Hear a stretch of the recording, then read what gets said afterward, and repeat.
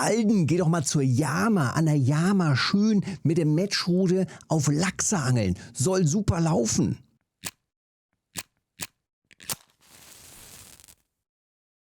Ja, läuft oder läuft nicht?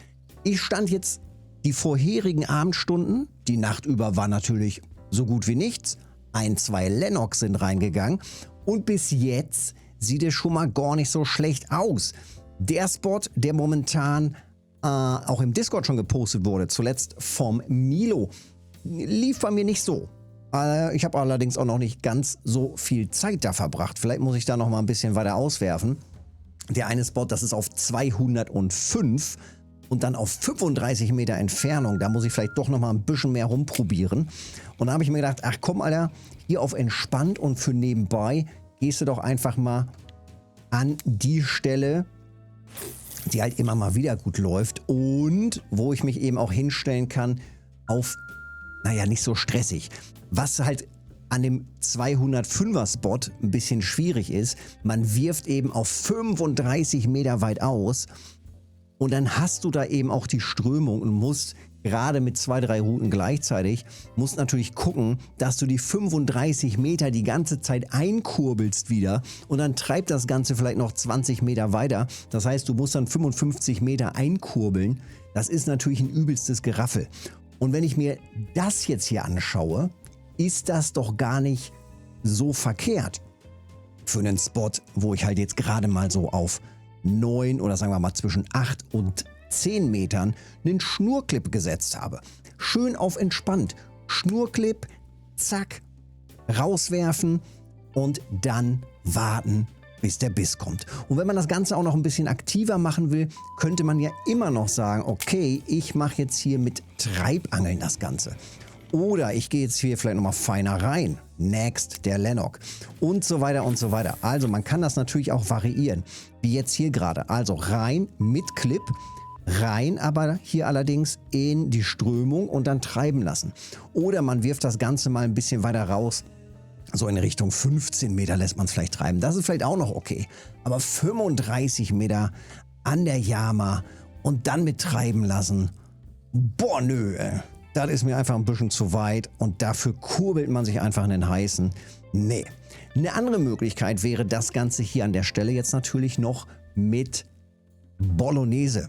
Bollo. Schön mit den Bollo-Routen hinstellen und dann mit der Feststellmontage. Feststell, weil wir, wenn wir jetzt Match verwenden, mit der Match-Montage eine Laufposenmontage haben. Das bedeutet, in dem Moment, wo der Clip quasi da ist, geht der Köder Stück für Stück nach oben. Wir gucken uns das einfach mal im Detail an. Nehmen wir einfach mal an, wir haben hier eine Route stehen und stehen jetzt an einem Gewässer, was nicht fließend ist. Das heißt, wir haben jetzt hier unsere Pose stehen, wir haben jetzt hier dann eine Tiefe von, sagen wir jetzt mal, 1 Meter Tiefe und haben hier unten dann einfach den Köder dran. Dann bleibt das natürlich so stehen. Mit der Match hier, mit der Matchrute 1 Meter Tiefe eingestellt, alles gut. Wenn wir jetzt hier aber Strömung haben und die Strömung geht in die Richtung, dann strafft sich durch die Strömung natürlich die Schnur, zack. Und weil sich die Schnur strafft und wir eine Laufpose haben, läuft die 1 Meter, hier haben wir jetzt wieder die Pose, dann laufen aber diese 1 Meter, die eingestellt sind, von hier unten, laufen die natürlich auch nach oben und am Ende landen wir dann bei diesem Bild. Und zwar haben wir dann die Pose und dann hier oben so kurz den Köder. Also das Stückchen hier, das läuft nach oben so weit, diese 1 Meter, bis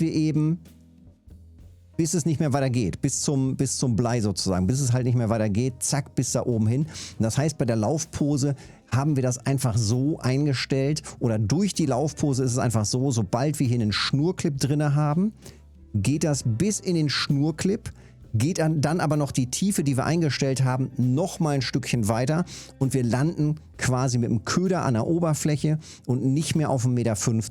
Und bei der Feststellmontage wäre es dann halt so, bei der Feststellpose ist es dann eigentlich so, auch wenn wir hier, wenn das hier straff wäre, wir bleiben festgestellt auf 1 Meter Tiefe und dann geht das vielleicht durch die Strömung, vielleicht nochmal so ein bisschen schräg rüber durch die Strömung, aber das war es dann auch. Also sind wir vielleicht bei 90 cm Tiefe, dadurch, dass die Strömung das so ein bisschen wegzieht.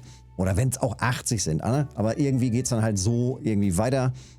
Aber wir sind immer noch deutlich tiefer und hängen eben nicht hier direkt unter der Oberfläche. Dementsprechend müsste man einfach auch testen, also lohnt es sich hier mit der Match rumzuhantieren und das treiben zu lassen? Oder ist es vielleicht doch sinnvoller, dass man sein Setup einfach umbaut? Im Moment bin ich noch ganz zufrieden hier mit dem Match. Läuft immer ganz gut. Man ist natürlich auch leichter zu sehen. Es hakt sehr gut. Die Gewichte sind gut. Das Wurfgewicht ist gut und so weiter und so weiter. Also spricht vieles dafür. Wenn man hier allerdings vielleicht ein bisschen feiner reingehen will und hier an der Stelle läuft eben auch immer mal wieder Ugui ganz gut, dann kann man das natürlich auch gerne mal mit einem feineren Setup, mit einem Bolognese-Setup vielleicht einfach mal testen und dann zum Beispiel eben auf Ugui. Oder wie gerade schon gesagt, man stellt vielleicht eher so auf 10, 15 Meter ein, wirft hier vorne erstmal hin oder lässt vielleicht auch die Rute, man macht hier das Rodpot oder stellt die Ruten vielleicht hier so eher hin und lässt das so ein bisschen weiter raustreiben und hat dann mehr von diesem Treibangeleffekt. Ne? Das kann man natürlich auch machen. Während das Treibangeln halt läuft, ist ja der Köder auch immer noch unten. Erst in dem Moment, wo es in den Schnurclip geht, zieht sich quasi dann der Köder nach oben beim Laufposen-Setup.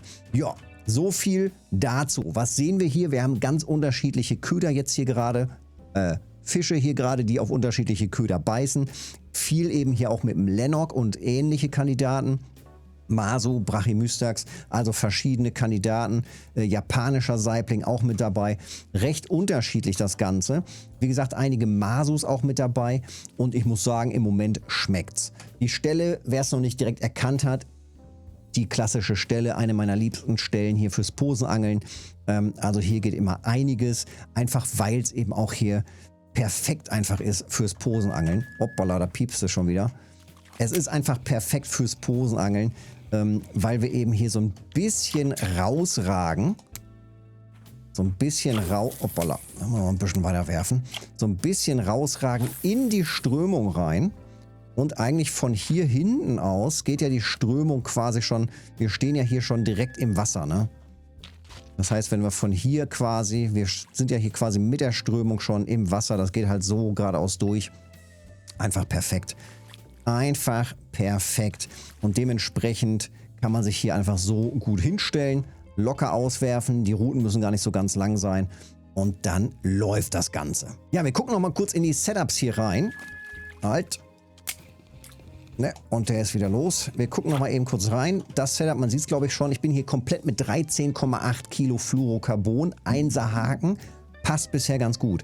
Mistkäfer und Grashüpfer. Ja, passt auch ganz gut. 1,50 Meter Tiefe haben wir auch. Also Mistkäfer, Grashüpfer läuft. Hier ist Mistkäfer und Dasselfliege. Ändere ich nochmal um. Und zwar nehmen wir die Grille mal mit rein. Mistkäfer und Grille. Mistkäfer gerade richtig, richtig gut. Und die Kombination hat auch sehr gut geliefert bisher schon. Mistkäfer, Maikäfer. Diese bräunlichen Köder scheinen ganz gut zu funktionieren auf die bräunlichen Fische. Masu, Lennox, Brachymystax und so weiter.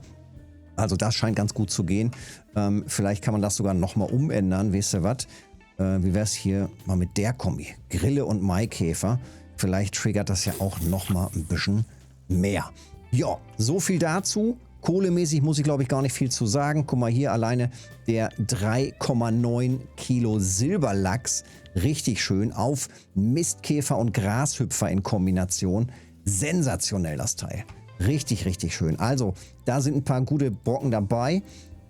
Ich bin gespannt, was hier noch weiter, was hier noch weiter so reingeht. Siehst du, die gerade umgestellte Köderkombi hat sofort getriggert. Also auf Grille und Maikäferlarve. Gucken wir. Maikäfer ohne Larve. So, so viel dazu. Ich glaube, es ist alles gesagt. Ab an den Spot, wenn du Bock hast auf Pose, dann rein hier. Und das Ganze werde ich gleich mit 2 Posen weiterführen. Und mit der dritten Pose werde ich dann gleich hier durchziehen auf Jig. Und zwar einfach mit Kunstködern hier, entweder, wenn es auf Lennox gehen soll, nochmal mit Topwater, Oberflächenköder, die Walker zum Beispiel. Oder einfach mit dem Zander Kunstköder. Vielleicht gehen da noch mehr Silberlachse rein. Das wäre nämlich richtig gut. Ich glaube, es ist alles gesagt. Daumen da lassen, das ist noch gesagt. Kanal abonnieren, super wichtig. Und dann sehen wir uns im nächsten Video. Bis dahin.